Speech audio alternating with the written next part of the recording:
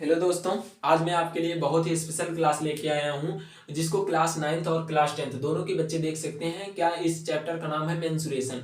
Mensuration का नाम सुनकर ही बच्चे डर जाते हैं कि मेंसुरेशन मेंसुरेशन में सबसे हाँ, आज मैं आपको मेंसुरेशन का एक एक पार्ट सिखाऊंगा। और यहाँ पे आपका जानते हो कि 9th में जो कि आपका बेसिक था, जैसे कोन हो गया, सिलेंडर हो गया और क्यूब एंड क्यूबाइड हो गया, इतने ही सारे थे। और जो 10th में आके थोड़ा सा इसका विस्तार हो जाता है। 10th में हमें कोन से ही फ्रस्टम बनाया जाता है और स्फेयर आ जाता है, क्यूब क्यूबाइड तो रहता है, ये सारी चीजें।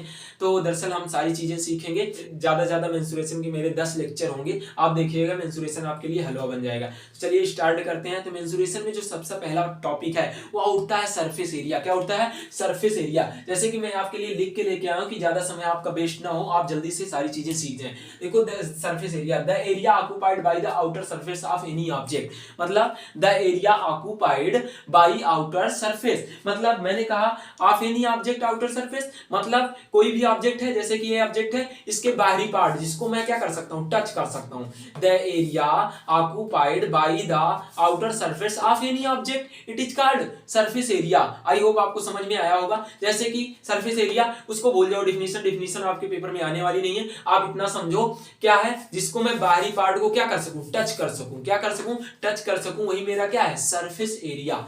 आई होप आपको समझ में आया होगा कि जिसको मैं आसानी से क्या कर सकता हूं, उसके बाहरी पार्ट को टच कर सकता हूं, वही मेरा क्या है, एक सरफेस एरिया है। ठीक है। उसके बाद एक इसमें और आ जाता है लेटरल सरफेस एरिया। क्या आ जाता है बच्चों? Lateral surface area. तो लेटरल सरफेस एरिया भी लिखा है आपके लिए, we have learn that 4 faces. क्या 4 फेसेस? इसमें आपके 4 फेसेस जो होते हैं लेटरल सरफेस, देखो जैसे कि मैं बताऊं, इसका मैं ऊपर का सिरा निकाल देता हूं और नीचे का भी निकाल देता हूं। इसका कौन कौन सा बचा? एक ए बच गया, 2 बच गया, 3 बच गया और 4। मैंने नीचे का भी निकाल दिया।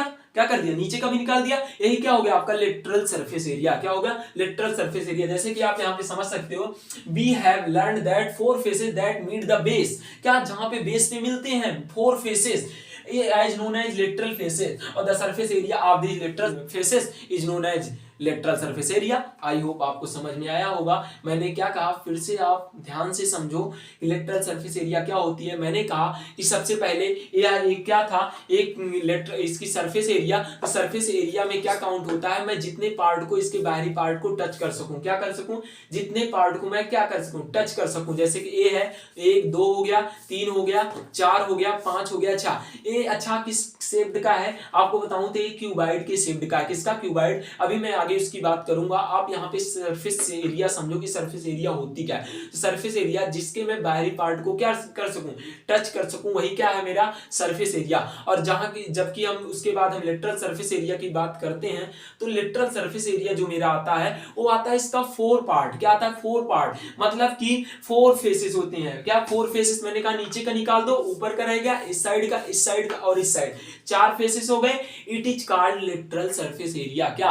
यही हमारा लेटरल सरफेस एरिया कहलाता है। ठीक है। इसमें हमारे 4 फेसेस होते हैं। उसके बाद आपका आता है वॉल्यूम। वॉल्यूम तो of the capacity of an any object, it is called volume. जैसे कि मैंने कहा ये मेरा है, इसमें मैं जितना भी सबस्टांस रख दूं, क्या जितना सबस्टांस आ जाए इसमें मैं भर दूं, जितना सबस्टांस आ जाए वही क्या है, वॉल्यूम है। वही क्या है हमारा, वॉल्यूम है। वॉल्यूम मतलब the capacity of an any object, it is substance interior accommodated. मतलब मैं जितने ऑब्जेक्ट को इसके अंदर, जैसे कि मैंने यहाँ पे लिख रखा है आपके लिए, the capacity of an object is the volume of the substance it's interior can accommodate. मतलब इसके अंदर मैं जितना रख दूं अंदर, वही क्या है, मतलब किसी भी का सबस्टांस हो या कोई ऑब्जेक्ट हो, उसके अंदर आप जितना चीजें भर सको, जितनी चीजें रख सको, उसकी जितनी कैपेसिटी होगी, वही क्या होगा आपका, वॉल्यूम। क्या होगा? वॉल्यूम। और मैंने दूसरा भी लिख रखा है, volume of solid object is the measure of the space occupied by it. मतलब उस ऑब्जेक्ट के अंदर आप जितना रख सको वही आपका क्या कहलाता है,